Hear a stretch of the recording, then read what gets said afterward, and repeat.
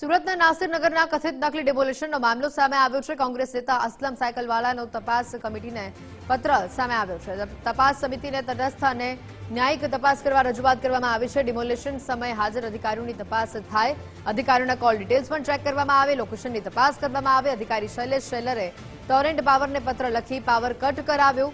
અધિકારી શૈલેષ શેલરની પણ તપાસ કરવામાં આવે તેવું અસલમ સાયકલવાલાનું નિવેદન।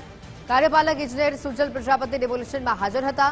કોના કહેવાથી આ ડિમોલિશન થયું તેની પણ તટસ્થ તપાસ કરવાની વાત અસલમ સાયકલવાલા દ્વારા કરવામાં આવી છે। ડિમાર્કેશન ઓન પેપર તમે લખ્યું, પરંતુ સ્થળ પર તમે ડિમોલિશન કર્યું છે અને કરાવ્યું છે। એના સ્પષ્ટ વિડીયો કેમેરા, સીસીટીવી ફૂટેજ છે। આ સુરતની અંદર તમામ જગ્યા હાઈટેક મોબાઈલ સીસીટીવી કેમેરા લાગ્યા છે। મહાનગરપાલિકાના કહો કે સુરત પોલીસના કહો, એ તમામની તપાસ થવી જોઈએ।